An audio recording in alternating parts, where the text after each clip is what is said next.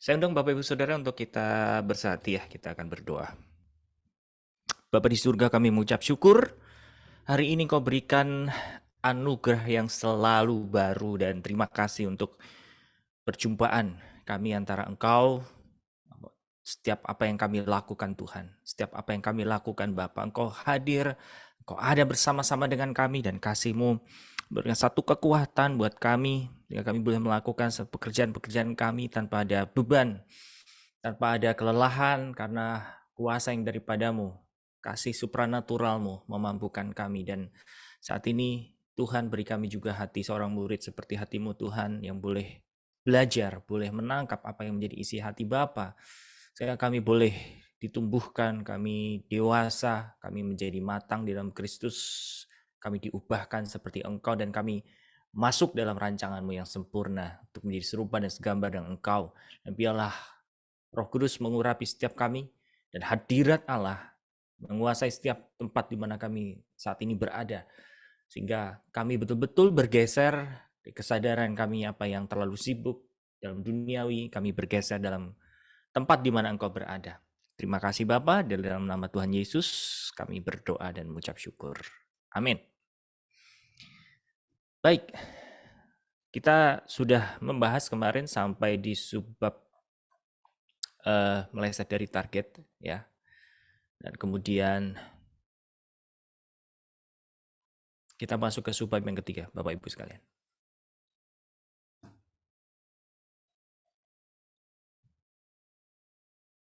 Saya akan share screen. Oke. Kita semua bisa lihat ya. Oke. Ya.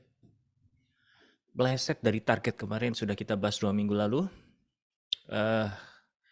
Kita dikatakan hamartiah atau meleset dari target ketika kita tidak melakukan secara presisi apa yang menjadi rancangan, apa yang menjadi rencana Tuhan dalam setiap kehidupan kita, saudara. Dan karena kejatuhan manusia, makan buah pengetahuan baik dan jahat, sehingga kita dipenuhi pemikiran-pemikiran yang keluar dari kasih karunia Allah, keluar dari gagasan Allah. Dan kalau dibilang berarti semua kita ini meleset dari target. Yes, sangat betul. Dan saya kasih satu gambaran tentang hamartiah atau meleset dari target ini, Bapak Ibu sekalian. Saya beberapa waktu lalu melihat satu tayangan video di YouTube, nahkoda yang dia menahkodai kapal besar, kapal tanker gitu. Selalu di ruangan di mana nahkoda itu ada, kayak ada semacam kompas. Terus ada kayak lensa untuk apa ya bahasannya ya, untuk kalau orang jauh bilangnya ngeker ya. Untuk ngelihat. Saya bertanya-tanya, buat apa itu? Nah, akhirnya hikmat Tuhan turun, Saudara. Gini, ini yang kau tahu bahwa di lautan lepas itu nggak ada jalur yang pasti, semacam jalan di jalanan ada garis polisinya yang putus-putus itu, atau bahkan garis lurus, Bapak Ibu sekalian ya, nggak ada, dan ada aspalnya mungkin ya, ada jalurnya. Di laut itu nggak ada, ya, sehingga satu titik kepada titik yang lain itu nggak bisa diprediksi apakah kita belok sekian derajat atau bahkan kita tetap on the right track, nggak tahu. Makanya diperlukan apa? Selalu ada kompas. Oke? Kalau di zaman modern ada namanya GPS, ada yang namanya radar ya. Itu untuk mengetahui secara presisi lewat digital gitu. Tapi meskipun kapal-kapal zaman sekarang yang modern-modern Bapak Ibu sekalian, mereka ternyata masih memakai alat-alat itu. Tujuannya apa? Memastikan bahwa kapal ini tidak belok sekian derajat. Sebab kalau berbelok sekian derajat saja, ujungnya nanti akan beloknya meluas. Cukup paham di sini, Bapak Ibu sekalian, perumpamaan ini. Nah, dari awal Tuhan menetapkan kita, manusia, untuk menjadi serupa dan segambar dengan Yesus, dengan Allah. Tapi setelah kejatuhan Adam dan Hawa, Bapak Ibu sekalian, ini udah bergesernya udah nggak sekian derajat lagi. Bisa 180 derajat bahkan. Ya. Tapi setelah Tuhan Yesus diutus oleh Bapa di surga untuk menyelesaikan pekerjaannya mati di atas kayu salib. Nah, kita semua, Anda dan saya, Bapak Ibu sekalian dan saya ini dikembalikan kepada rancangan awal ini. Nah, ini sebagai orang percaya kita semua harus tahu Bapak Ibu sekalian supaya kita menjadi orang Kristen itu tidak hanya sebatas ikut-ikutan ya, kesana kemari, karena di dalam Efesus pasal yang keempat ya, ini dikatakan kalau Bapak Ibu sekalian, ini ada di Efesus pasal 4 ya, saya akan bacakan ayat 14, dikatakan gini, sehingga kita bukan lagi anak-anak yang diombang-ambingkan oleh berbagai angin pengajaran, oleh permainan palsu manusia dalam kelicikan mereka yang bertumbuh menyesatkan. Sebaliknya, dengan teguh berpegang kepada kebenaran di dalam kasih, kita di dalam segala hal ke arah Dia, Kristus yang adalah kepala. Kalau kita tidak mengerti tujuan, kita tidak tahu kemana kekristenan kita berakhir atau goalnya, Bapak Ibu sekalian, kita akan mudah terombang-ambingkan. Seperti yang dikatakan di dalam surat Paulus di dalam Efesus kepada orang-orang Efesus, di situ dikatakan sehingga kita bukan lagi anak-anak yang diombang-ambingkan. Nah, kenapa digambarkan sebagai anak-anak, Saudara? Karena anak-anak itu menggambarkan belum memiliki jangkar kehidupan, belum memiliki komitmen yang kuat, belum memiliki dasar kehidupan, Saudara. Ya, ini bisa menjadi satu perenungan buat saudara semua dan saya, apakah kekristenan kita hari ini cukup berakar kuat? Terlebih lagi kita melihat sikon yang ada. Siapa di sini yang kaget melihat BBM naik? Aduh, gitu. Jujur Bapak Ibu sekalian, udah nggak bisa ngomong apa-apa. Kenapa? Karena nggak ada jalan lain selain apa? Kita berlutut, kita berharap, kita punya iman hanya kepada Kristus. Amin. Situasi mau seperti apapun, mau sesulit apapun, Bapak Ibu sekalian, kita nggak bisa ngerubah. Yang kita bisa rubah adalah apa? Iman kita, keyakinan kita, betul? Kita nggak bisa merubah apa yang di luar kita, tapi kita bisa merubah memulainya dari dalam. Tolong ini di garis bawah, saudara. Selalu kita pengen menjadi satu pelopor atau bahkan sebagai penerobos. Tapi kita juga harus sadar bahwa faktanya untuk melakukan satu perubahan itu dirubah dari dalam. Ya, kita nggak bisa ngerubah orang juga, Bapak Ibu sekalian. Anda nggak bisa ngerubah suami, istri. Anda nggak bisa ngerubah anak. Kalau anak Anda sudah dewasa hari ini. Tapi yang bisa Anda rubah adalah diri kita. Untuk menjadi teladan buat mereka. Sehingga perubahan itu spektrumnya dari dalam. Mulanya dari dalam. Ya. Dan itu akhirnya menginfluence, itu akhirnya merubah, mempengaruhi apa yang di luar. Seperti itu.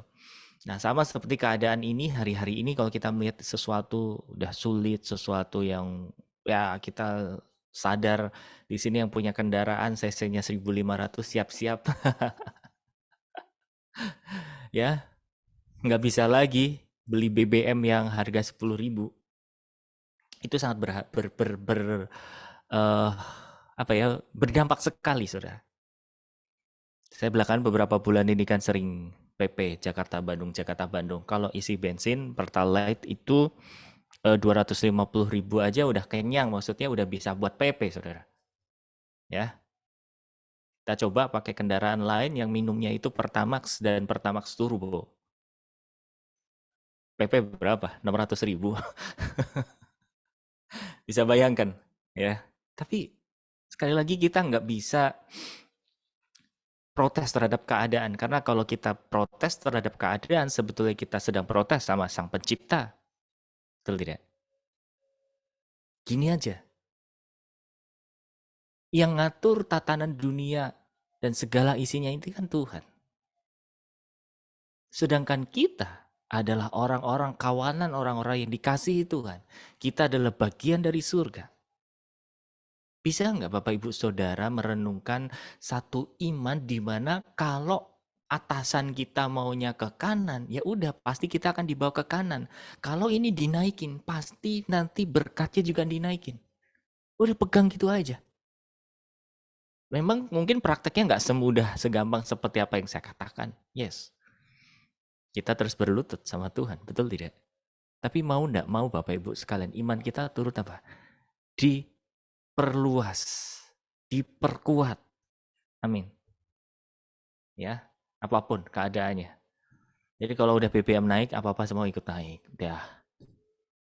Itu udah efek domino dalam perekonomian, saudara. Anyway, kita akan balik ke sini. Melakukan pekerjaan apa? Ya, jadi kembali lagi kita diingatkan bahwa jangan sampai kita meleset dari target ya, sama seperti gini. Ketika saudara, Bapak Ibu rindu untuk menjadi seorang pelayan Tuhan, jangan dijadikan kedudukan sebagai hamba Tuhan atau sebagai pelayanan itu menjadi goal akhir Anda, cita-cita Anda, saudara. Hati untuk melayani baik, hati untuk melayani itu dihormati oleh Tuhan, saudara. Tapi bukan serta-merta untuk menjadi seorang pelayan itu adalah hasil akhir kita, gitu loh. Yang ada adalah kita menjadi pelayan Tuhan, kita dipercaya oleh Tuhan jiwa-jiwa atau melakukan pekerjaan Tuhan itu untuk mendorong kita bagaimana kita menjadi cepat menjadi serupa dan segambar dengan Kristus. Jadi apapun posisi Bapak Ibu sekalian maupun rumah tangga, maupun masih di sekuler, maupun masih di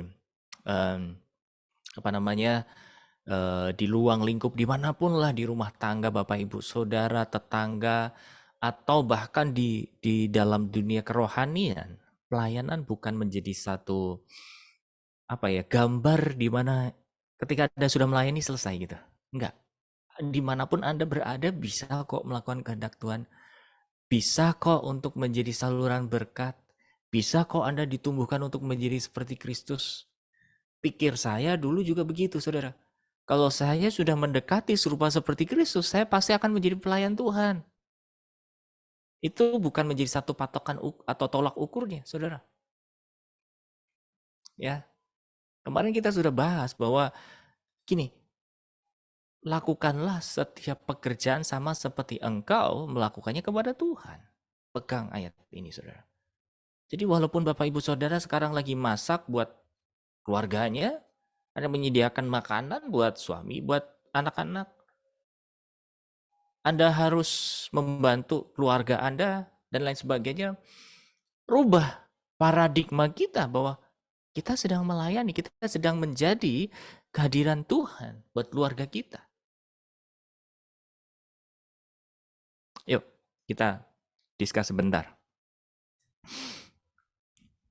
Apa sih yang ada di dalam konsep Bapak Ibu Saudara bicara ministry, bicara pelayanan? Maksudnya pelayanan itu harus begini, pelayanan itu harus begitu, begini, atau apa sih sebenarnya konsep Bapak Ibu Saudara tentang istilah pelayanan? Yuk, tolong buka mic yang mau bersuara. Sekali lagi tidak ada yang menyalahkan, menuduh. Enggak, kita mau sama-sama discuss.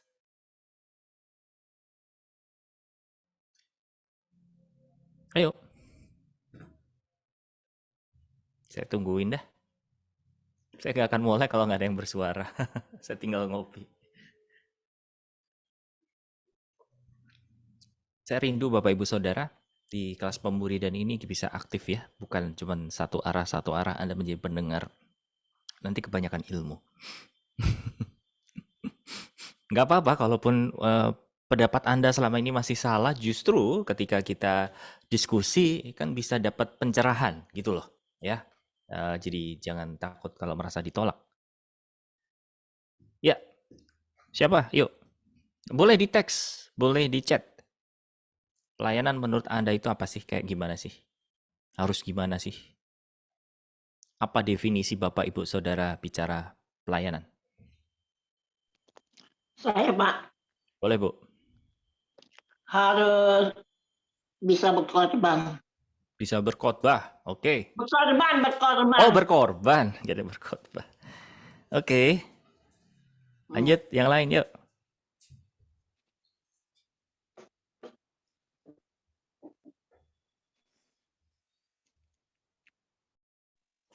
Saya Pak, Ya, kalau saya sih, ya ini juga saya sambil masak ya, soalnya harus masak, jadi melayani itu nggak bukan apa-apa Bu. sambil masak buat saudara saya, bisa.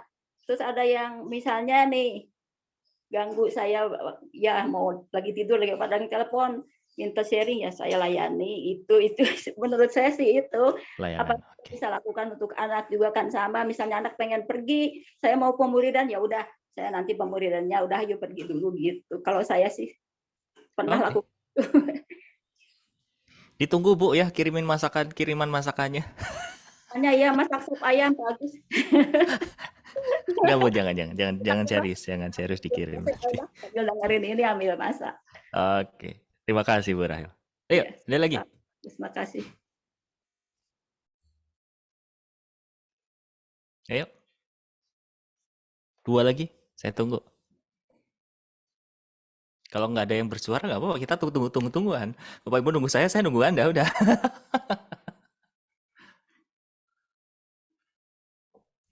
Kalau menurut aku pelayanan itu tuh tidak baku. Maksudnya tidak ada deskripsi yang baku tentang pelayanan sih. Tapi karena setiap orang kalau aku melihat ya definisi pelayanannya itu bisa berbeda-beda. Mungkin orang yang satu pelayanannya lebih kepada kegiatan kerohanian. Terus karakter yang satu lagi pelayanannya lebih kepada membangun manusia roh dia sendiri, dengan misalnya hidup dengan, kalau kita misalnya gini ngikutin maunya Tuhan, terus kita ya Tuhan aku serahkan hidupku, itu kan melayani juga ya, maksudnya mau ngikutin kemauannya Tuhan lebih daripada kemauan kita gitu, jiwa gitu. Itu katanya pelayanan tapi lebih ke dalam gitu kan. Terus ada juga karakter yang lain melayaninya dengan keluar.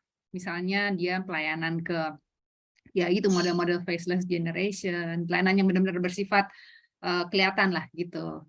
Dan semuanya itu menurut aku pelayanan di mata Tuhan.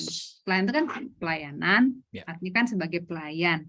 Pelayan itu kan artinya seseorang yang ya kayak pelayan aja sih, yang sebenarnya dia juga jadi tawanan roh gitu, sebenarnya tawanan roh Tuhan, di mana benar-benar Tuhan pakai dia sebagai tawanan rohnya gitu. Itu yang dulu Pak Andreas pernah ajarin, sebenarnya kita tuh udah nggak punya free will lagi sebenarnya. Kalau kita udah jadi anak Allah, karena semua kehendaknya bukan kehendak kita lagi, tapi kehendak Tuhan di dalam kita kan gitu.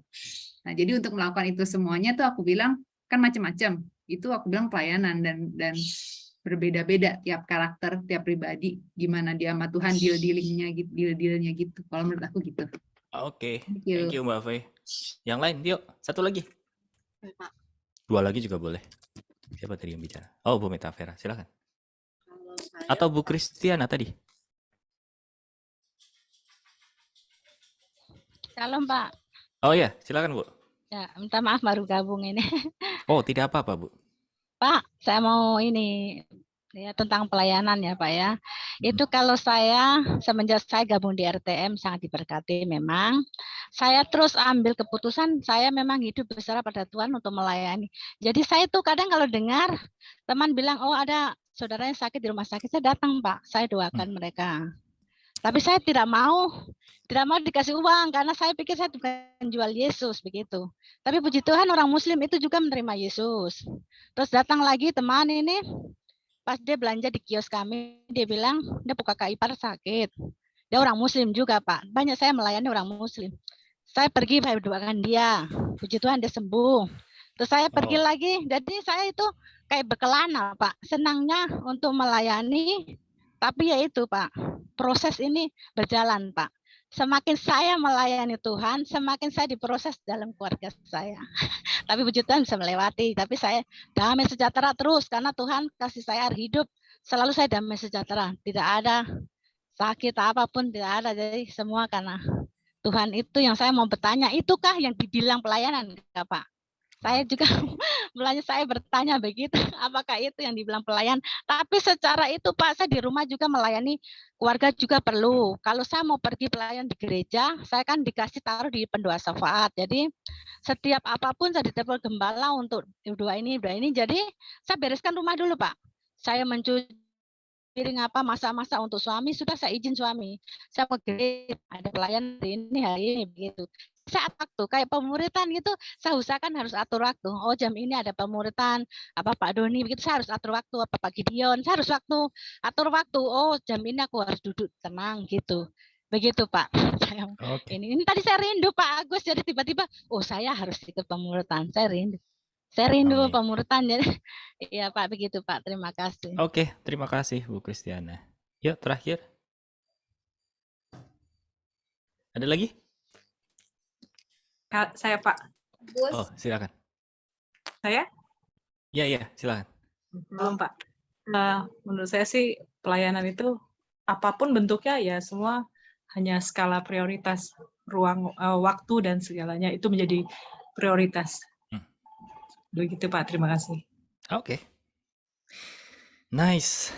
Jadi intinya gini Bapak Ibu Saudara, saya menangkap benang merahnya. Saya bersyukur jawaban Anda itu keluar dari box pemikiran orang Kristen pada umumnya. Karena pelayanan cenderung diartikan atau didefinisikan menjadi pelayan di mimbar. Jadi WL, singer, pemain musik, atau bahkan preacher, pengkhotbah, saudara. Tapi sebetulnya pelayanan itu kalau kita sama-sama belajar di Alkitab, saudara, Paulus menulis di dalam kitab di surat Timotius dan seterusnya itu ada diakonia, ada menjadi pelayan tuh kayak apa sih gitu ya, karena diakonia itu berasal dari kata diakoneo yang artinya melayani atau pelayanan gitu saudara. Nah konteksnya kita harus memandang seperti apa pelayanan itu ya. Tapi kurang lebihnya saya mau formulasikan nih jawaban-jawaban Bapak Ibu Saudara ini untuk menjadi satu jawaban yang mungkin lebih bisa dipahami lebih mudah gitu ya karena tadi masih blur. Oke, kita mulai membaca dari Markus pasal 10. Markus pasal yang ke-10 ayat yang ke-35. Oke, sudah ketemu? Saya coba share screen ya dari tab saya. Apakah bisa? Screen start now. Oh.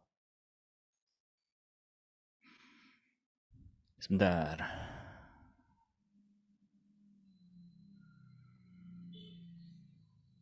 Ternyata tidak bisa.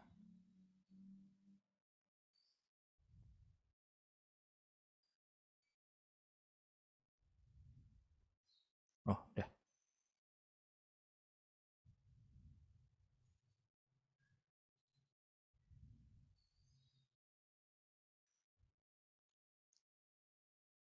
Oke, ya. Kita baca ayatnya ini.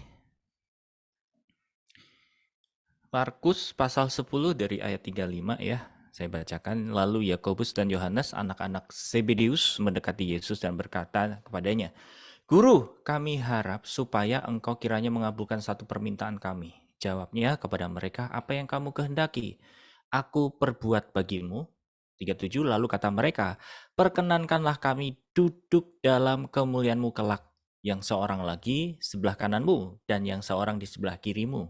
Tetapi kata Yesus kepada mereka, "Kamu tak tahu apa yang kamu minta. Dapatkah kamu meminum cawan yang harus kuminum dan dibaptis dengan baptisan yang harus kuterima?" Jawab mereka, kami dapat. Yesus berkata kepada mereka, memang kamu akan meminum cawan yang harus kuminum dan akan dibaptis dengan baptisan yang harus kuterima. Tetapi hal duduk di sebelah kananku atau di sebelah kiriku, aku tidak berhak memberikannya itu. Itu akan diberikan kepada orang-orang bagi siapa ia telah disediakan. Mendengar itu, ke-10 murid yang lain menjadi marah kepada Yakobus dan Yohanes. Tetapi Yesus memanggil mereka lalu berkata, kamu tahu bahwa mereka yang disebut pemerintah bangsa-bangsa memerintah rakyatnya dengan tangan besi. Pembesar-pembesar menjalankan kuasa dengan keras atas mereka. Tidakkah demikian di antara kamu? Barang siapa ingin menjadi besar di antara kamu, hendaklah ia menjadi pelayanmu. Ini tolong dicatat. Ini dasarnya, saudara. Dan barang siapa ingin menjadi yang terkemuka di antara kamu, hendaklah ia menjadi hamba untuk semuanya. Karena anak manusia juga datang bukan untuk dilayani, melainkan untuk melayani, untuk memberikan nyawanya menjadi banyak orang. Saudara, kalau kita perhatikan dari ayat awal-awal ini, 35, 36, 37, 38, saudara, kita menemukan bahwa pelayanan itu sering dikonotasikan dengan kedudukan, dengan jabatan. Betul nggak? Coba renungin sebentar. Kita pernah berpikir, mungkin kalau hari ini tadi jawabannya udah bagus-bagus semua, saudara. Tapi pernah nggak Anda berpikir bahwa ketika kita bicara pelayanan ini bicara kedudukan? Bicara posisi? Halo? Ya, pernah merasa seperti itu, saudara? Dan kebiasaannya tuh gini. Kalau kita hanya memandang bahwa pelayanan itu posisi dan kedudukan, saudara, saya mau bilang, rentan dengan luka batin loh. Serius. Kenapa? Kita akan banyak menanggung kerugian luka batin karena apa? Kalau kita bicara tentang pelayanan, saudara, kita terus punya motivasi supaya kita beroleh kedudukan, dan kedudukan, kita akan terluka.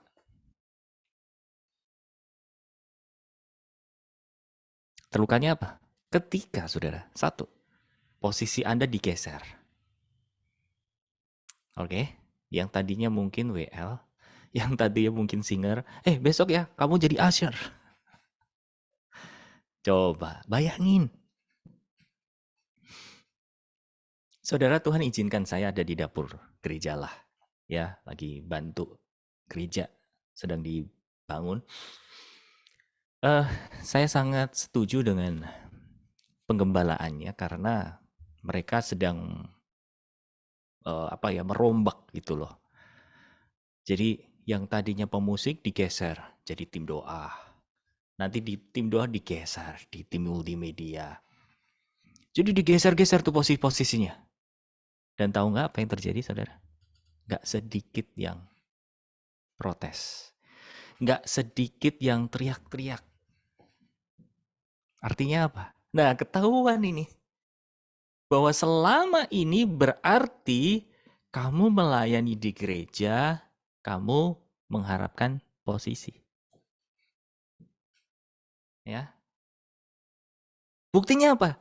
Ya itu, ketika Anda digeser, ketika satu posisi itu diambil, teriak. Ya.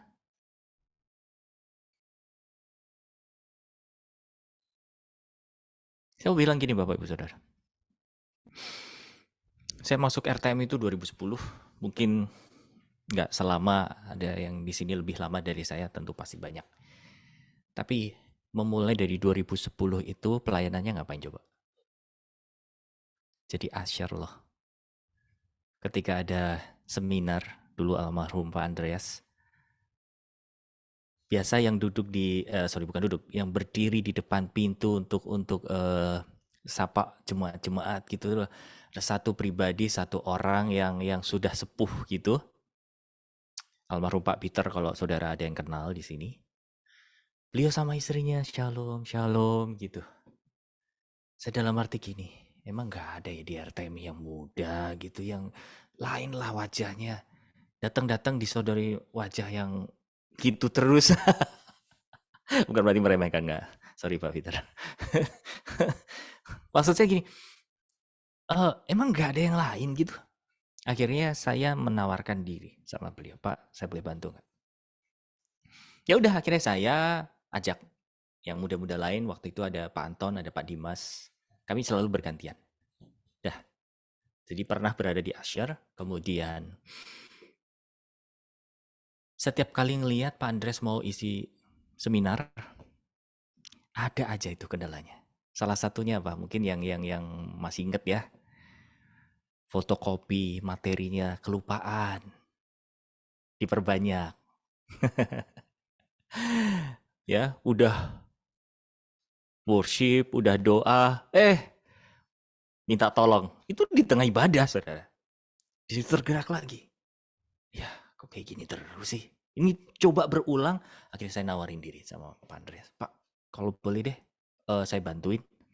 Bapak kirim saya ke BBM. Waktu itu masih BBM ya. BBM atau email ke saya, nanti saya cetakin, saya perbanyak. Ya, akhirnya saya dapat tugas itu tuh. Sebulan sekali, saya cetak materinya, saya print, saya fotokopi gitu. Nggak selesai di situ. Beliau kalau mau khotbah, saudara, itu nenteng koper isinya kabel-kabel, infokus segala macam. Ya, udah mau mulai, lagi setting laptop segala macam. Nggak ada yang bantu juga. Saya coba bantuin. Dah, gulung kabel lah, masang, bongkar pasang segala macam. Saya lakukan. Apakah cukup? Enggak. Setelah biasanya doa, ibadah, seminar, saudara, ada yang muntah-muntah, didoain, ada yang wewe gitu kan. Saya bawa koran, tas, kresek, udah mungutin bekas-bekas muntahan itu. Kemudian, apakah itu cukup? Enggak juga. Kemudian ngurus retret, ngurus transportasi juga. Ya, berapa orang yang mau ikut, mau menaik apa, segala macam. Urus pendaftaran juga dan lain sebagainya, saudara. Sampai di tim multimedia pernah. Jadi di situ saya bersyukur bahwa ketika saya memandang pelayanan bukan posisi, pelayanan bukan kedudukan, hatinya enak. Nangkep ya? Karena kalau kita masih memandang pelayanan itu sebuah kedudukan, pelayanan itu sebuah posisi, saya mau bilang, Anda di area yang mudah kecewa, terluka. Kecewa dan terluka atas apa? Posisi yang digeser sama pemimpin Anda. Udah ya, coba kamu gilir ini. Anda nggak dipercaya ya, Anda bisa marah. Anda bisa terluka. Cakep. Artinya apa, saudara? Kalau itu masih ada di hati Bapak Ibu Saudara ketika digeser-geser segala macam, ketahuan. Berarti tanpa kita sadari di bawah alam sadar kita, kita memandang pelayanan itu adalah posisi. Pelayanan itu sebuah kedudukan. Padahal tadi di dalam Injil Markus dikatakan, yang menentukan untuk kamu duduk di sebelah kanan atau kiri itu bukan aku. Tapi kalau kamu mau duduk di sebelah kanan atau kiri, mau nggak kamu akan minum cawanku? Masalahnya itu. Betul Tuhan akan kasih posisi, betul Tuhan akan kasih reward, saudara. Tapi posisi dan reward itu bukan berdasar kemauan kita, tapi berdasar hati kita, saudara. Lantas apa yang harus kita lakukan? Saya akan potong supaya cepat. Ayat 43, 45, 44, 45, saudara. Tidakkah demikian di antara kamu? Oke, saya coba share screen.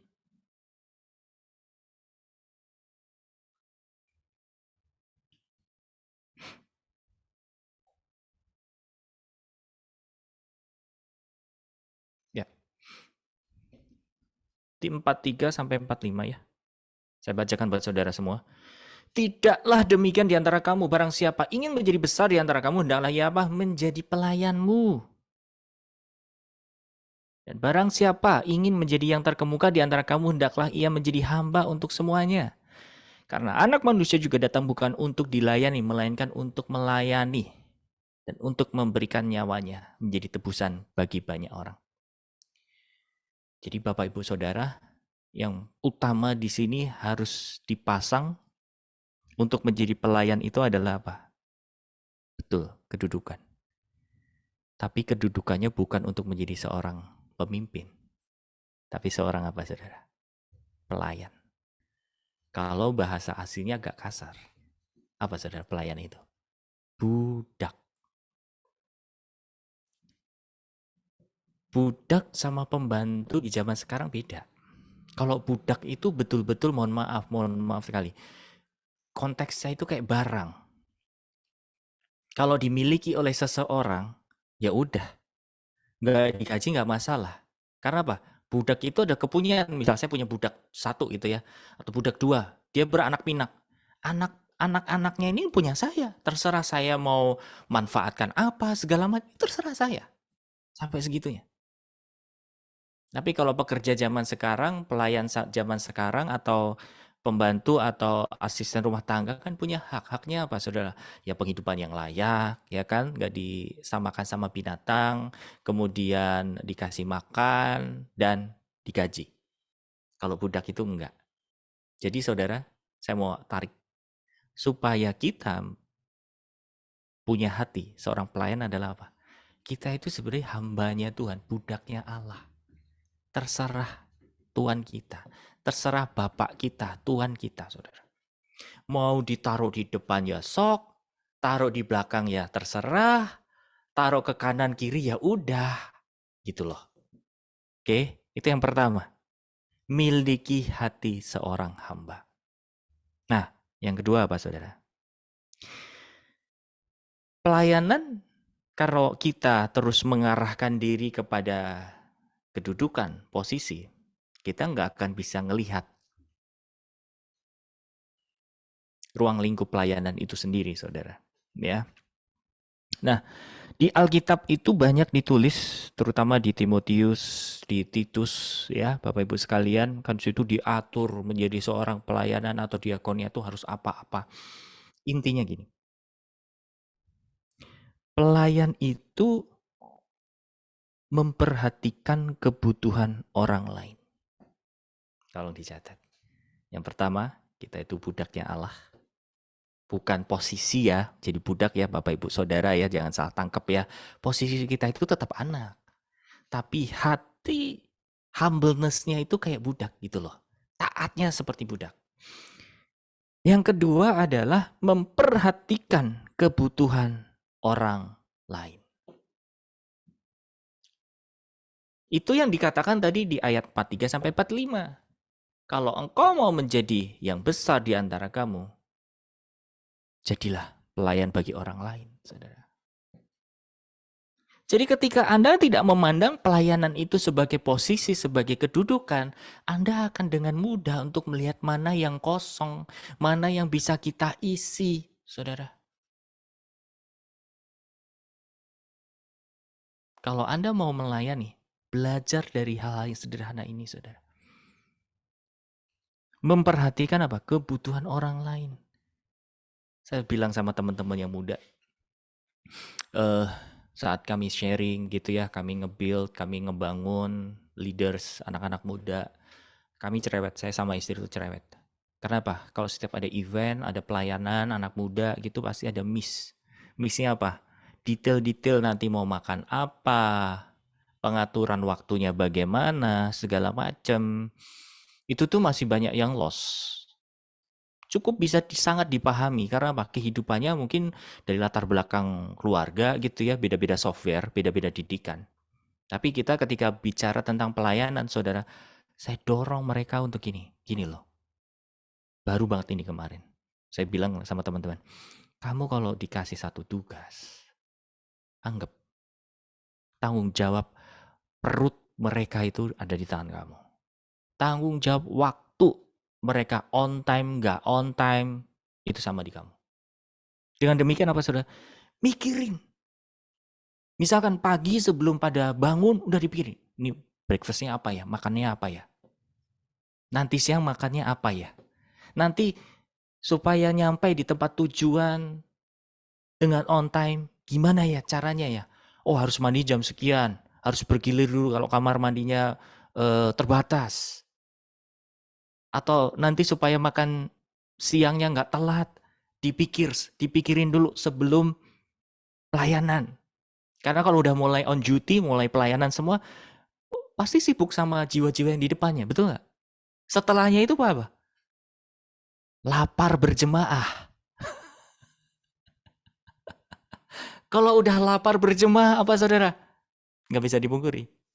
Emosinya gampang ke-trigger loh. Ya nggak? Tanpa ada sadari. Ya, disenggol dikit marah. Nggak sabaran. Dan seterusnya. Coba bayangin. Kalau ini nggak dipikirin, saudara, itu padahal urusan perut. Mungkin kita boleh bilang bahwa kita makanannya bukan roti, tapi makanan kita adalah melakukan kehendak Allah. Bener, pinter banget. Tapi coba kalau serius perut Anda lapar. Siapa di sini kalau lapar kerenggi? Kerenggi itu gampang emosi. Saya itu kadang-kadang masih ada loh kayak gitunya. Saya nggak sadar. Yang sadar orang sekitar saya. Istri saya lah, orang-orang yang mungkin lagi dekat sama saya. Itu kalau saya lapar nggak sabaran. Tanpa saya sadari. Kalau saya lagi nyetir gitu saudara, buru-buru. Ya. Tanpa disadari saudara. Nah, mulailah pelayanan untuk apa? Memikirkan kebutuhan orang lain. Makanya firman Tuhan mengajarkan kepada kita untuk apa saudara? Saling melayani, mengutamakan yang lain. Itu belajar untuk melayani saudara. Nah, Anda bisa lakukan itu di mana? Dari hal yang lingkup terkecil. Di keluarga Anda. Ya, Anda mikirin, oke, anakku nanti makan apa ya? Tadi Bu Rahel mikirin, oh anak saya perlu makan, dimasakin. Mikirin, artinya apa? Melayani. Gitu loh. Ya. Nah, kemudian yang kedua, saudara, dan posisi kita adalah budaknya Allah. Yang kedua adalah memperhatikan kebutuhan orang lain. Ketiga, menyediakan makanan dan kebutuhan hidup orang lain. Lah, kok pelayanan ke situ? Coba kita bergeser ke kisah Rasul, saudara. Saya belakangan lagi memperdalam itu, cerita-cerita sejarah-sejarahnya itu, saudara. Tahu nggak?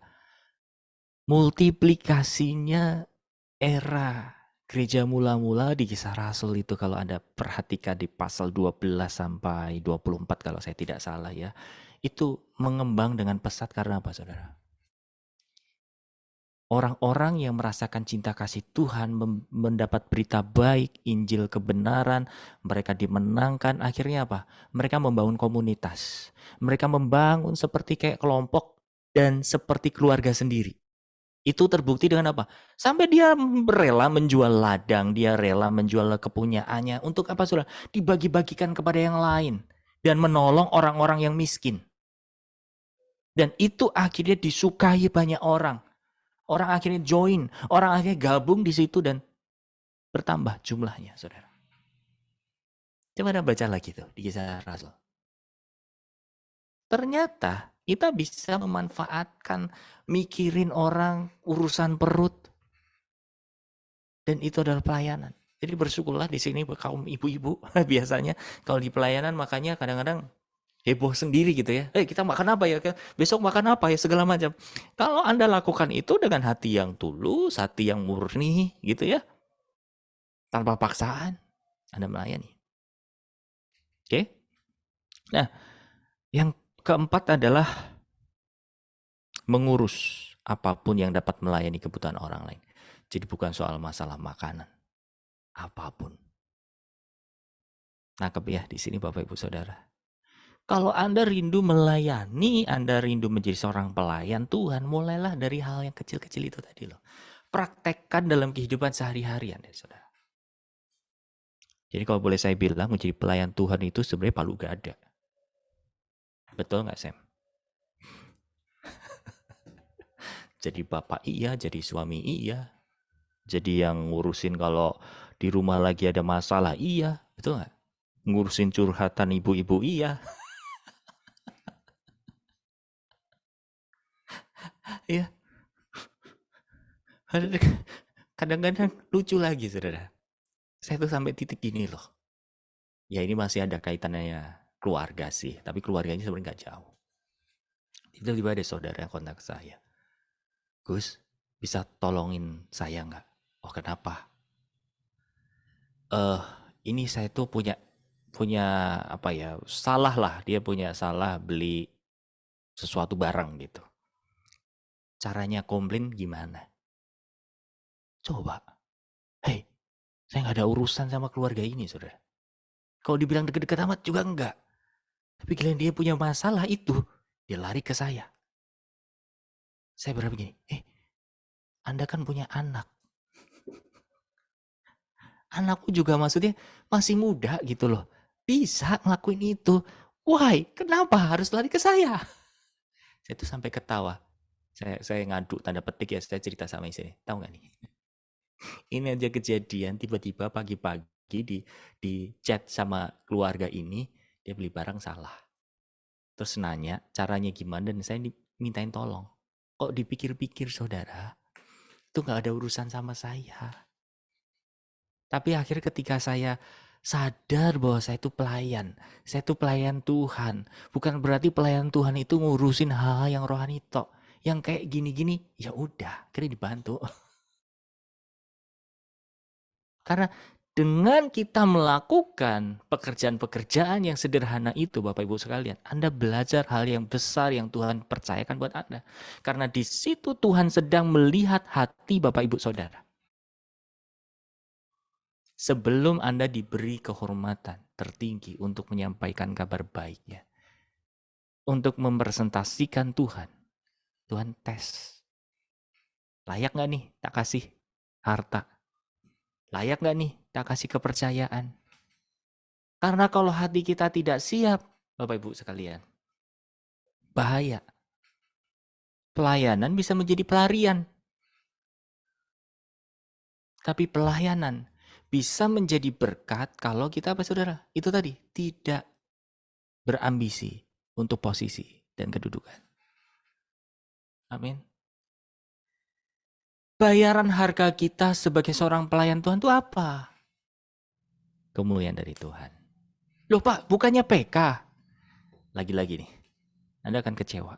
Serius. Benar? Kalaupun Anda nggak kecewa, Anda akan berambisi melayani orang-orang yang berduit. Motivasinya apa? Uang. Betul, pelayanan nggak lepas dari cost, pengeluaran. Betul. Tapi kalau hati kita salah ngesetnya Bapak Ibu Saudara, kita hamartia, meleset dari target. Ya. Apakah dalam perjalanan yang saya alami merasakan itu? Tentu. Saya hitung-hitungan sama Tuhan. Tapi ketika hati saya protes seperti itu, saudara, Tuhan ingetin, kamu tuh kerja melayani buat aku atau buat kamu. Kalau bekerja buat kamu sendiri, kamu akan menuntut hormat dari manusia. Kalau kamu melayani buat diri kamu, kamu nuntut hak buat kamu. Yaitu apa? Mungkin PK, mungkin makanan, dan lain sebagainya, saudara. Ya, makanya pelayanan itu sebetulnya berat. Makanya Tuhan melatih kita, mendidik kita dari hal yang sederhana. Mulai kerjakan dari hal-hal yang di dekat Bapak Ibu sekalian. Kalau Anda rindu melayani, terserah. Kemarin saya ketemu sama satu orang yang kami sedang layani. Dia tiba-tiba rindu melayani. Terus dia cerita gini, saya mau melayani Tuhan, oke? Dan tahu nggak Bapak Ibu sekalian? Betul, akhirnya dari setelah satu gereja dia kasih satu tugas pelayanan untuk apa? Jadi asyar. Saya salut sama orang ini. Dan dia mau. Makanya jangan lupa Bapak Ibu sekalian, kalau pelayanan kita mengarah kepada kedudukan, kita pasti bisa marah. Karena apa? Harapan kita melayani di mimbar, kita yang kelihatan, kita yang bisa show off, kita yang bisa bergaya, jadi WL, jadi singer, bahkan jadi pembicara. Tapi ketika gembala Anda ngasih, oke ya, Ibu jadi tim doa ya, doanya di sana, di ruang yang nggak kelihatan. Padahal maunya apa? Jadi singer. Padahal maunya apa? Jadi WL, jadi pemusik. Ketika digeser, marah. Nah, ini masalah. Dan akhirnya banyak Bapak Ibu Saudara dinamika di gereja di luar sana, kalau udah posisinya digeser satu dengan yang udah pada rontok, pada kecewa, pada luka. Karena apa? Hatinya terikat ke situ. Ya, oke. Kira-kira Bapak Ibu Saudara, ada yang mau discuss? Saya persilakan loh. Jadi saya mau merumuskan aja tadi kita bicara tentang apa sih pelayanan. Ya, pelayanan adalah itu tadi. Kita harus tahu dulu bahwa kita itu hambanya Allah. Kasarnya kita itu budaknya Allah itu tadi. Oke, yang kedua, pelayanan itu adalah memikirkan kebutuhan orang lain. Dan pelayanan itu adalah memberi makan orang lain. Dan pelayanan itu juga bicara untuk memikirkan segala keperluan yang diperlukan. Ya, jadi palu gada. Ada yang tanya di bagian ini, saudara? Saya tunggu. Yang mungkin belum bisa mendarat hatinya dengan penjelasan saya, silakan buka mic. Saya tunggu sebelum kita masuk ke materi berikutnya.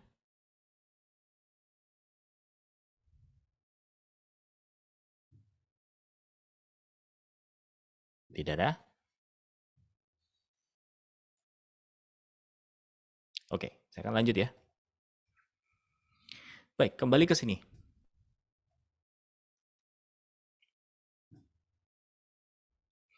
Melakukan pekerjaan apa? Ia telah menentukan pekerjaan setiap orang di dalam kerajaannya. Tinggal Anda mendengarkan dia.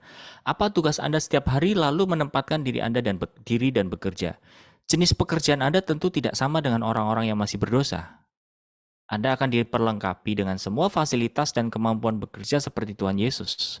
Bekerja di dalam roh. Namun pekerjaan-pekerjaan yang ditugaskan kepada Anda pasti juga mengacu kepada rencana Bapa untuk mengubah Anda semakin serupa dengan Kristus. Roma 8 ayat 29 ini yang sering kita dengar, sering kita baca, saya akan ulang. Sebab semua orang yang dipilihnya dari semula, mereka juga ditentukannya dari semula untuk menjadi apa? Serupa dengan gambar anaknya.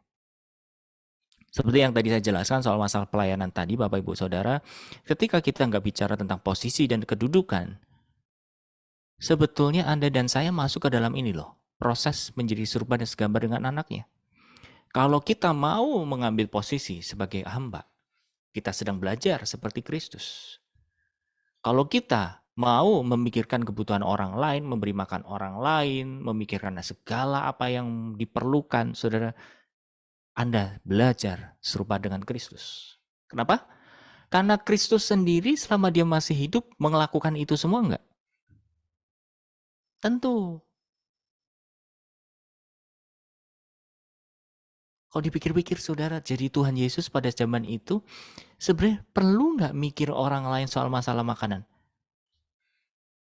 Tapi dicatat tuh di Injil bahwa ketika dia berada di dalam di padang rumput, dia tanya sama murid-muridnya, kamu mau kasih makan apa nih orang-orang sebanyak itu? Kasihan dia belum makan, dia dari daerah itu, daerah ini. Dia tanya ke murid-muridnya. Akhirnya apa saudara? Ada mujizat. 5 roti 2 ikan itu. Karena apa? Tuhan Yesus mikirin. Gitu loh. Nah, sering sekali kita pengen menjadi seperti Yesus yang dikenal. Pengen kita menjadi seperti Kristus yang penuh dengan urapan. Dipanggil kemana-mana, dicari banyak orang. Padahal Tuhan Yesus tidak itu menggambarkan itu, saudara. Tuhan Yesus menggambarkan dirinya menjadi seorang pelayan. Nangkep ya? Jadi mulai di-set Bapak Ibu Saudara supaya kita nggak meleset dari target atau kita masuk ke dalam rencana Tuhan, dijadikan serupa segambar dengan Kristus, itu melalui proses apapun. Dan saya yakin Setiap proses yang kita jalani, setiap proses yang kita lewati, kalau Bapak Ibu Saudara renungkan, itu semua akan menuntun Anda kepada keserupaan Kristus. Tidak lain tidak bukan. Ya. Oke, saya akan lanjut.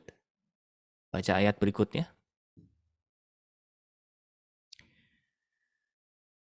Yohanes 6 ayat 28. Dikatakan, lalu kata mereka kepadanya, apakah yang harus kami perbuat supaya kami mengerjakan pekerjaan-pekerjaan yang dikehendaki Allah? Jawab Yesus kepada mereka, inilah pekerjaan yang dikehendaki Allah, yaitu apa? Hendaklah kamu percaya kepada Dia yang telah diutus Allah. Saudara, ternyata percaya kepada Yesus yang diutus oleh Bapa itu adalah satu apa, saudara? Satu pekerjaan. Ya. Mempercayai yang mengutus itu satu pekerjaan.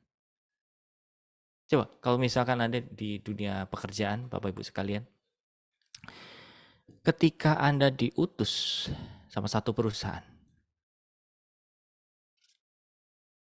Anda pasti akan, oke, siap, terima. Ya, karena apa? Ada satu mandat. Ada satu kepercayaan yang Anda taruh kepada pemimpin Anda, betul tidak? Nah, masalahnya adalah kita selama ini percaya nggak sama Tuhan? Sama Bapa yang mengutus Tuhan juga. Kalau percaya berarti apa? Segala apa yang Tuhan percayakan hari ini buat Bapak Ibu Saudara sekalian. Terima. Ya. Saya beberapa waktu lalu cerita dengan teman-teman yang menjadi core team. Saya itu sedang merenungkan kasih Tuhan. Saya sedang mempraktekkan. Sampai satu titik Bapak Ibu Saudara, saya sedang mencari kegelisahan saya. Masalah saya itu apa sih sebetulnya? Salah satu saya ambil. Masalah saya itu berada dalam satu emosional, saudara. Bukan berarti saya itu punya emosional yang up and down, punya anxiety, atau toxic lain sebagainya. Enggak. Lebih kepada apa ya? Di posisi saya hari ini, Bapak Ibu Saudara, apa yang Tuhan percayakan, kadang merasakan apa ya, satu pemikiran gini loh. Saya kayaknya kerja sendiri ya. Kok kayaknya nggak ikut turut pada berkorban gitu ya. Ketika saya butuh yang lain, kenapa mereka nggak bisa hadir ya? Padahal kalau mereka sedang butuh, saya perjuangkan untuk hadir. Alhasil kemarin kita kemarin ada leadership Bapak Ibu Saudara Sabtu sampai Minggu. Dihadiri dengan beberapa pengurus, pengajar, ya dapat satu arahan dari pusat. Nah, salah satunya Pak Yosi itu menyampaikan di sesi yang pertama, beliau bilang gini, ceritanya Elia. Elia itu satu waktu dia pernah depresi. Depresinya apa? Dia merasa sendiri. Kok nggak ada nabi lain selain aku ya? Waktu beliau cerita seperti itu, saudara, saya relate banget, saya nyambung. Iya. Kenapa, Bapak Ibu Saudara? Satu saat kalau Bapak Ibu Saudara menjadi pemimpin, Anda akan nyadar, nggak usah nanti pemimpin yang gimana-gimana. Orang tua aja deh. Orang tua itu kan pemimpin, betul tidak? Pernah nggak sih Anda ngerasa sendiri? Halo? Kayaknya anak, suami, kalau Anda sebagai seorang istri atau ibu rumah tangga, kayak anak itu nggak ngerti, maminya udah capek, mamanya udah capek, ibunya udah capek, bangun pagi-pagi udah nyapu, ngepel, cuci baju, ini itu, nyiapin makanan. Berharap apa? Orang di rumahnya ngebantu. At least lu jadi anak, tahu dirilah pekerjaannya apa. Jangan repot-repotin orang tua. Iya Pak ya? Kadang itu capek, bener nggak? Membuat Anda depresi, membuat Anda emosinya tanpa Anda sadari kena. Sama saudara, pemimpin di mana-mana akan kena bagian itunya. Digodok di bagian emosionalnya saudara. Termasuk siapa? Elia. Termasuk siapa? Musa. Bayangin kalau jadi Musa saudara, setiap hari ngadepin ribuan orang, ratusan ribu orang bahkan komplain. Pak Mus, ini anak saya berbuat salah. Pak Mus, ini ternak saya dicuri sama orang. Pak Mus, ini istri saya selingkuh. Apapun itu saudara. Coba tiap hari dapat komplainan dari bangsa Israel. Pusing nggak? Capek loh. Tapi apa yang mereka lakukan saudara? Dia lari ke Tuhan. Dia cuma berlutut, Tuhan. Termasuk saudara, ini yang saya temukan. Yesus sebelum mati di atas kayu salib. Sebelum Yesus ditangkap, dia mengalami kesendirian. Di mana kira-kira? Di Taman Getsemani. Ketika itu Tuhan memanggil tiga murid, yaitu siapa? Petrus, Yakobus, Yohanes. Bro, ikut aku yuk. Temenin aku, please. Kemana guru? Ayo ikut aku. Dengan tujuan apa? Di situ Tuhan Yesus butuh teman, butuh didampingi. Tapi kalau Bapak Ibu Saudara baca kisah itu saudara, murid-muridnya nggak ngeh loh. Kenapa nggak ngeh? Ditinggal tidur. Betul nggak? Tuhan Yesus doa, dia gemetar. Dia balik ke murid-muridnya. Ya, saya tuh ngajak kamu supaya kamu dampingin aku, temenin aku. Kamu tidur-tiduran. Ya udahlah, ditinggal. Doa lagi Tuhan. Yang kedua kalinya masih seperti itu, saudara. Dilihat apa? Tidur lagi. Tapi yang setelah kedua kali sama Tuhan Yesus, udahlah, udah. Dia nggak mengharapkan lagi murid-muridnya. Tapi dia rela melakukan kehendak Bapa. Di akhir dia berdoa, Bapa, kalau boleh cawan ini berlalu daripadaku, tapi kehendak-Mu yang jadi. Apa yang mau saya bilang buat Bapak Ibu Saudara sekalian di tempat ini? Ketika tadi saya cerita, sering saya berada di posisi sendiri.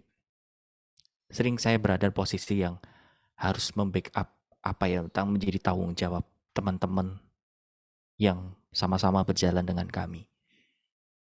Kami nggak nuntut. Bahkan sebagai seorang leader harus turun gunung. Kalau kamu nggak bisa, ya udah, aku yang urusin. Kalau kamu nggak mampu, oke, aku yang kerjain. Ternyata ketika kita berada di situ, saudara, emosi kita itu up and down. Emosi kita itu sedang digodok, Bapak Ibu sekalian. Pernah nggak kepikiran buat udahlah, jujur ya, saya berulang-ulang itu berpikir, saya tuh pengen menjadi orang yang biasa-biasa aja, menjadi follower, main aman, tanpa risiko gede. Berulang-ulang. Tapi hidup saya nggak bisa pilih itu lagi. Kenapa? Sadar bahwa hidup kita sudah ditebus oleh Tuhan Yesus. Lunas, perhatikan. Lunas. Gak jarang saudara, saya sendiri punya plan. Saya sama istri kadang-kadang ngeplan gini. Oke. Nanti di hari yang kita sudah planning, kadang-kadang meleset. Kenapa? Ada aja sesuatu yang urgent, sesuatu yang penting yang harus kita utamakan, yaitu kepentingan Tuhan. Ya udah kita relain. Nanti Tuhan kasih waktu lain lagi pasti. Ya. Nah, saat saya berada di dalam depresi itu Bapak Ibu sekalian, Tuhan ingatkan kejadian di mana Tuhan Yesus ada di Taman Getsemani. Lihat, aku pernah ngalamin. Aku berharap murid-muridku nungguin aku. Aku berharap aku dapat dukungan. Aku berharap dapat support dari murid-murid. Tapi nyatanya apa? Aku gak bisa ngandelin mereka. Di situ, saudara, saya memegang kebenaran. Berarti pemikiran saya selama itu berada dalam kebohongan iblis. Saya sendiri, orang-orang gak support saya. Kok kayaknya pada diem dan lain sebagainya. Itu kebohongan. Kebenarannya adalah kita ini adalah pelayan Tuhan. Amin, Bapak Ibu sekalian. Renungkan. Ya. Jadi kalau Anda merasa sendiri sebagai orang tua, sebagai ibu, sebagai ayah, kok kayaknya babak belur segala macam, saya mau bilang, Tuhan pun ngalamin itu. Apa yang harus kita lakukan? Labuhkan hati Bapak Ibu sekalian. menerima panggilan itu.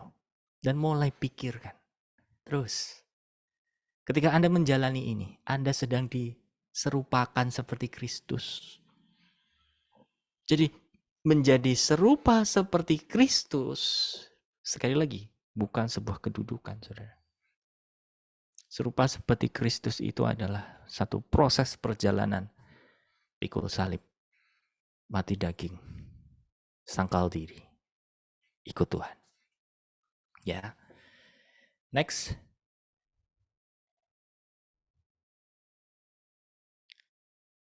Efesus pasal 2 ayat 8, sebab karena anugerah kamu diselamatkan oleh iman. Itu bukan hasil usahamu, tetapi pemberian Allah. Itu bukan hasil pekerjaanmu, supaya tidak ada orang yang memegahkan diri. Karena kita ini buatan Allah, diciptakan dalam Kristus Yesus untuk apa? Melakukan pekerjaan baik. Yang dipersiapkan apa? Allah sebelumnya. Ya mau supaya kita hidup di dalamnya.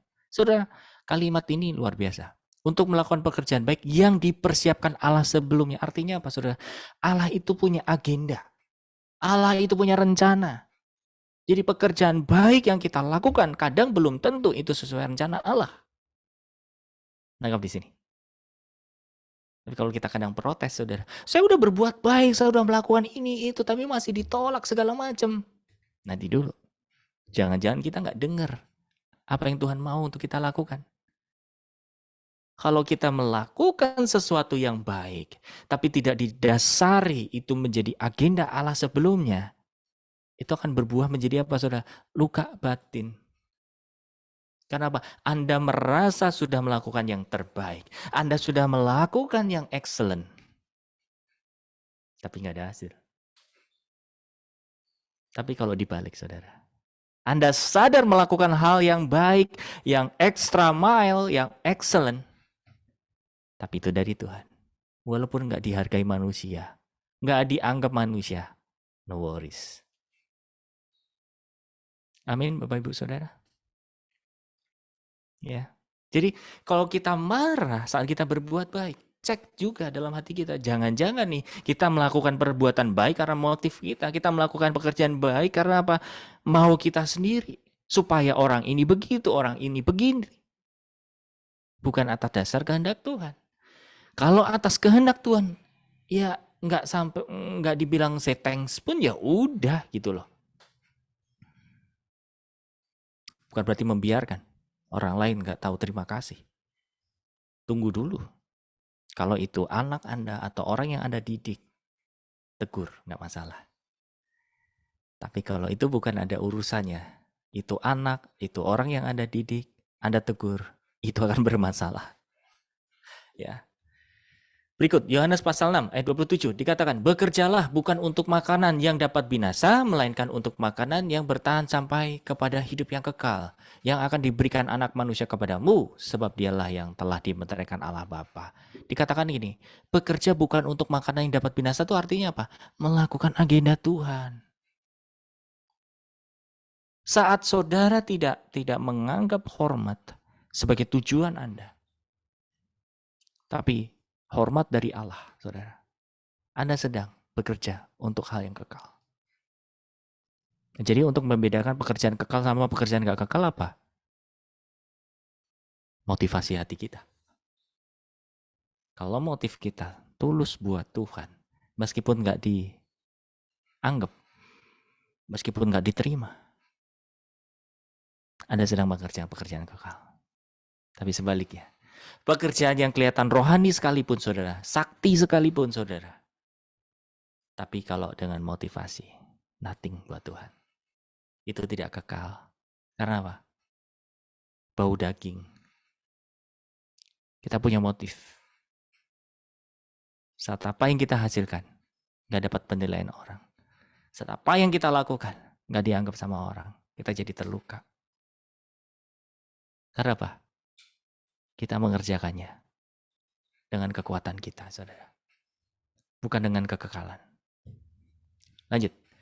2 Timotius 2 ayat 21 dikatakan, jika seorang menyucikan dirinya dari hal-hal yang jahat, ia akan menjadi perabot rumah untuk maksud yang mulia.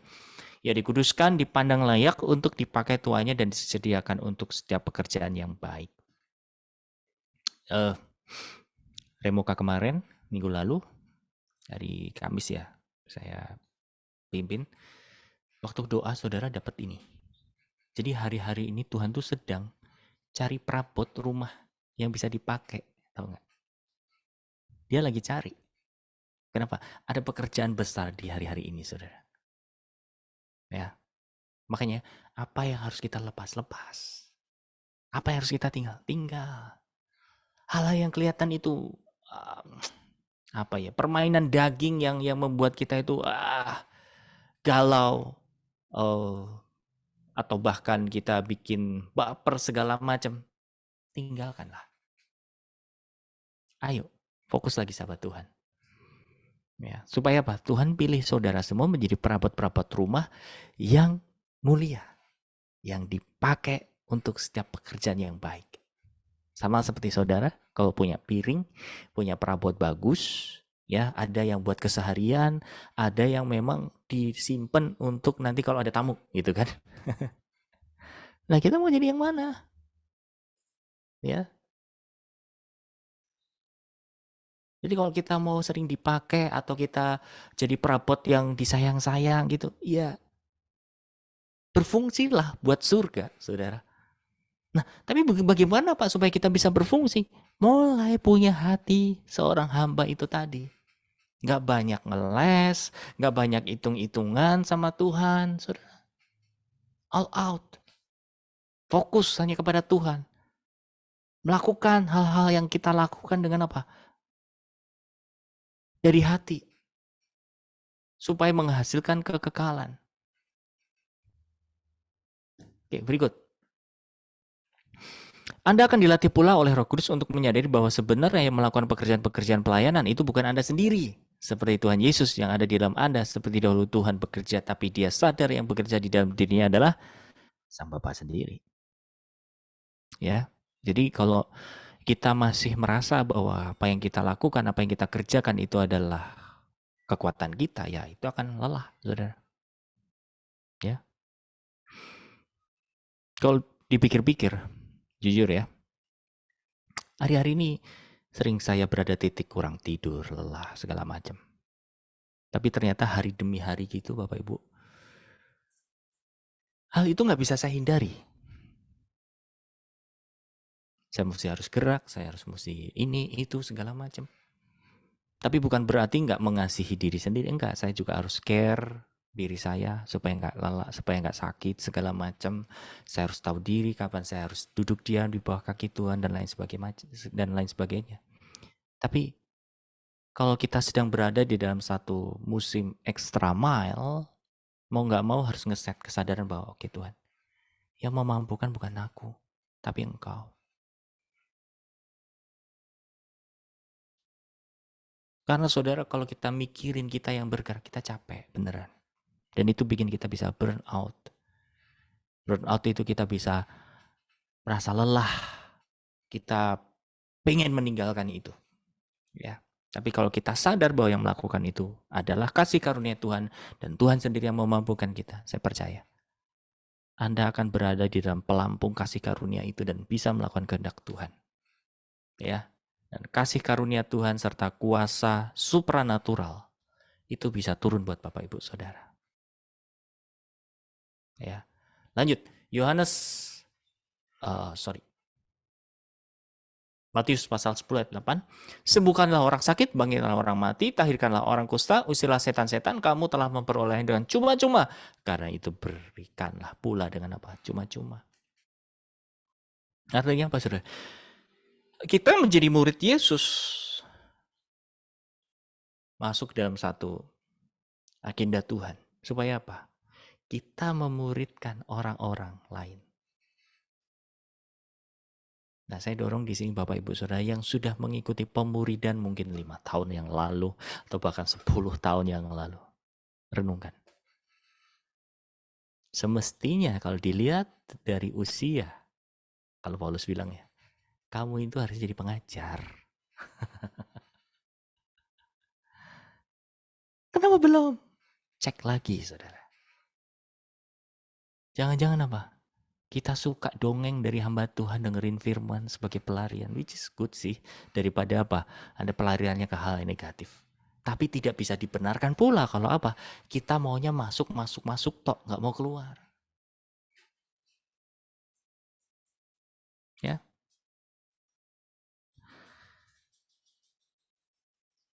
Kalau satu saat Bapak Ibu Saudara dapat tantangan untuk siapa yang mau memberi hidupnya buat Tuhan. Coba. Saya mau tantang Bapak Ibu Saudara yang sudah lama-lama ikut pemburidan ini. Untuk tidak berhenti untuk menjadi murid terus. Ya. Karena kalau enggak apa? Yang rugi siapa? Maaf. Yang rugi Anda sendiri loh. Untuk menjadi pengajar, untuk menjadi orang yang menjala jiwa-jiwa memang butuh sesuatu hal yang ekstra, Saudara. Tapi kalau Anda mengasihi Tuhan, dan dikatakan di dalam Injil Markus, kasihlah Tuhan Allahmu dengan apa? Segenap hatimu, segenap jiwamu, segenap apa? Kekuatanmu. Halo, ini hukum yang terutama. Tapi coba, nanti satu saya bahas tentang ini ya, saudara. Tapi amburadul loh saya ketika ngerenungin hukum yang terutama. Contohnya gini, dikatakan mengasihi Tuhan Allahmu dengan segenap hatimu. Apakah kita sudah memberi segenap hati kita? Apakah betul saya nggak punya Allah lain? Berhala hati di dalam hati saya. Apakah saya sudah nggak nyimpen luka? Gitu loh. Kok dikatakan mengasihi Tuhan Allah dengan jiwa? Itu dia pikiran, perasaan, kemauan, emosi. Apakah betul-betul Anda mikirin Tuhan? Rasain perasaannya Tuhan. Dikatakan, kasihlah Tuhan Allahmu dengan segenap akal budimu. Apakah kita mendapat pengertian? Pengertian kita selama ini hasilnya dari Tuhan. Dan juga dikatakan, kasihlah Tuhan Allahmu dengan apa? Segenap kekuatanmu. Apakah power kita, kekuatan kita berikan buat Tuhan? Atau jangan-jangan buat diri sendiri? Rontok, Bapak Ibu. Jadi Tuhan kasih ayat itu, hukum yang terutama itu. Oh my God. Saya ketawa aja. Kenapa? Masih banyak bolong-bolong ya sebetulnya. Ya, tapi saya mau bilang. Kita punya keputusan untuk mau mengasihi Tuhan Allah dengan segenap hati, segenap jiwa, segenap akal budi, segenap kekuatan. Dengan apa? Ngeresponi. Oke Tuhan, aku mau hidup bukan diri aku lagi, tapi Engkau. Amin. Oke, lanjut. Yohanes 14 ayat 12 dikatakan, sesungguhnya aku berkata kepadamu, siapa saja yang percaya kepadaku, ia akan melakukan juga pekerjaan-pekerjaan yang aku lakukan, bahkan pekerjaan-pekerjaan yang lebih besar daripada itu, sebab aku pergi kepada Bapa. Dan apapun yang kamu minta dalam namaku, aku akan melakukannya, supaya Bapa dimuliakan di dalam Anak. Jika kamu meminta sesuatu kepadaku dalam namaku, aku akan melakukannya. Kurang percaya, bimbang, ragu-ragu, itu yang membuat imajinasi Anda tidak pernah mampu mencipta sesuatu dengan jelas. Hanya melalui latihan berulang-ulang dengan rema yang hidup, yang membuat Anda benar-benar pindah dari daerah mustahil ke daerah yang tidak yang mustahil. Ya, lawan kita itu apa? Ketidakpercayaan sebetulnya. Tapi kalau Anda punya jam terbang buat ngelatih, saya percaya Anda akan bisa menguasai fear. Anda akan bisa menguasai ketakutan, kebimbangan itu, saudara. Matius 17 ayat 20 dikatakan, ia berkata kepada mereka, karena kamu kurang percaya, sebab aku berkata kepadamu, sesungguhnya sekiranya kamu mempunyai iman sebesar biji sesawi saja, kamu dapat berkata kepada gunung ini, pindah dari tempat ini ke sana, maka gunung ini akan pindah dan takkan ada yang mustahil bagimu. Lukas 17 ayat 6, jawab Tuhan, sekiranya kamu mempunyai iman sebesar kecil biji sesawi saja, kamu dapat berkata kepada pohon ara ini, tercabutlah engkau dan tertanamlah di dalam laut dan ia akan taat kepadamu. 1 Korintus 3 ayat 21 dikatakan, karena itu janganlah ada orang yang memegahkan dirinya atas manusia, sebab segala sesuatu adalah milikmu, baik Paulus, Apolos, maupun Kefas, baik dunia, hidup maupun mati, baik waktu sekarang maupun waktu yang akan datang. Semuanya ini milikmu, tetapi kamu adalah milik Kristus dan Kristus adalah milik Allah. Nah, saudara, kesadaran ini penting. Jadi kita harus kembali ke sini, saudara. Bahwa yang melakukan itu semua bukan kita, tapi Allah. Ya. Kalau gini, indikatornya gini, saudara. Kalau Anda udah mulai ngedumel, Anda mulai ngomel-ngomel, Anda mulai nggak terima, Anda mulai protes, kita sebenarnya sedang bergeser pikirannya kepada diri sendiri. Percaya. Seperti tadi saya bilang. Saya pernah merasa saya harus jalan sendiri segala macam. Tapi itu kebohongan iblis, saudara. Kalau jalan keluarnya gini. Kalau Anda sadar tentang kebenaran, kebenaran itu akan memerdekakan. Amin. Nah gini, kalau kita berada di dalam kebohongan iblis, Anda harus cari kebenarannya. Saya ulang ya. Kalau Anda sadar sedang ditipu iblis, cari kebenarannya. Itu yang dilakukan Tuhan Yesus ketika dicobai sama iblis. Kalau engkau anak Allah, jatuhkanlah dirimu. Kalau engkau anak Allah, ubahlah batu itu menjadi roti. Iblis mencoba apa? Kebohongan. Tapi Yesus jawab dengan kebenaran. Kalau hari ini Anda mengalami pergumulan dalam hidup Anda menjadi korban, itu kebohongan. Kebenarannya apa? Anda sudah dimenangkan oleh darah Yesus. Amin.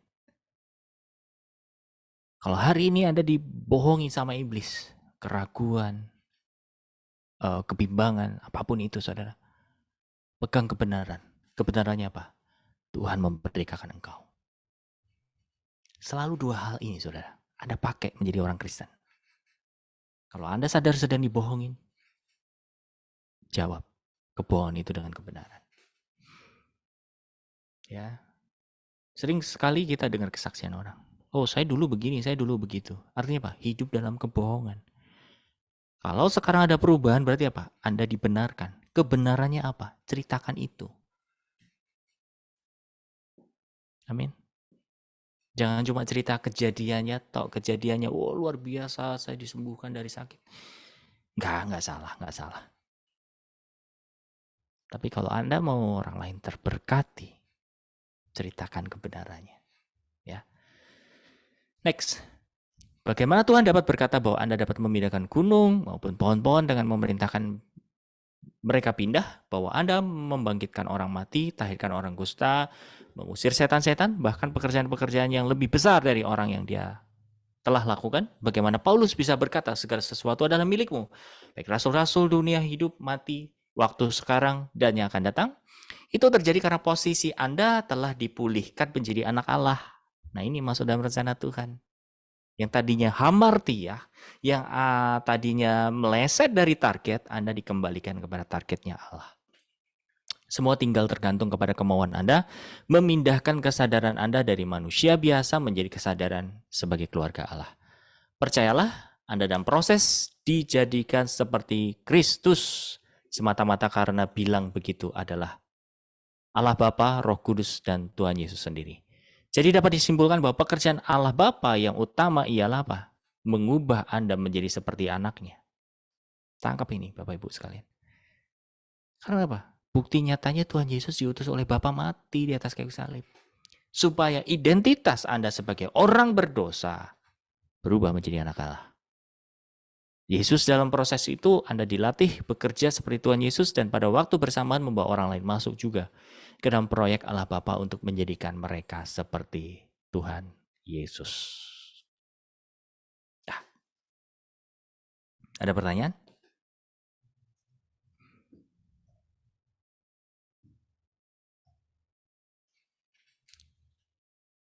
Oke. Kalau tidak ada, kita akan doa sama-sama. Bapa, terima kasih, kami ucap syukur. Kami boleh dimenangkan dengan kebenaran-Mu Tuhan. Kami boleh dimenangkan oleh kebenaran-Mu ya Bapa. Semua adalah kasih karunia-Mu. Bapa, bebaskan, lepaskan setiap anak-anak-Mu dari semua kebohongan-kebohongan, dari semua ketertipuan iblis, dan bicaralah Roh Kudus buat pribadi lepas pribadi supaya itu boleh menjadi kebenaran buat mereka semua merdeka dan bebas. Baik itu masalah insecurity, baik itu masalah pergumulan keuangan, kesehatan, rumah tangga, apapun itu ya Tuhan. Engkau yang merdekakan mereka semuanya. Bapa, Ini kami anak-anak-Mu. Beri kami hati seorang hamba. Seperti Tuhan Yesus. Yang rela sampai mati. Dan gak mau mikirin siapa-siapa selain Engkau. Buat hati kami juga sama. Sehingga kami boleh menjadi pekerja-pekerja-Mu. Kami boleh melakukan pekerjaan yang baik yang sudah Engkau rencanakan sebelumnya. Tuhan, ini kami hamba-Mu. Kami beri diri. Biarlah kuasa-Mu boleh membaptis saat ini, Tuhan. Kepada setiap anak-anak Allah di tempat ini. Di dalam nama Tuhan Yesus, segala motivasi-motivasi daging, setiap motivasi-motivasi yang tidak berasal daripada-Mu, bakar itu, lenyapkan itu. Supaya kedagingan kami boleh menjadi dupa yang harum buat Engkau. Dan kami serupa dan segambar dengan Engkau, Tuhan. Ajar kami terus memiliki hati. Betul-betul kami seorang pelayan yang mau taat dan rela saja. Dan kami tidak punya motivasi untuk membangun kerajaan sendiri.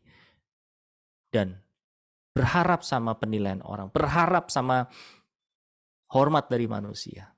Karena yang kami kejar adalah kemuliaan daripada-Mu. Hormat daripada-Mu. Terima kasih Bapak Tuhan Yesus Roh Kudus. Kau sudah kembalikan kami kepada target mula-mula. Bahwa kami setiap hari untuk melakukannya. Dan signifikan terjadi dalam hidup kami. Terima kasih Bapa, terpujilah nama-Mu. Di dalam nama Yesus kami sudah berdoa dan mengucap syukur. Amin. Oke, yang bisa buka kamera silakan dibuka. Kita foto sebentar sebelum berpisah. Ya, di sini ada 2 layar. Saya akan hitung sampai 3. Oh, sorry. Hitung sampai 3. 1, 2, dan 3. 1 layar lagi ya. Sebentar. Nggak sampai 5 detik. 1, 2, dan 3. Oke. Tuhan Yesus berkati semua Bapak Ibu sekalian. God bless ya. Semangat.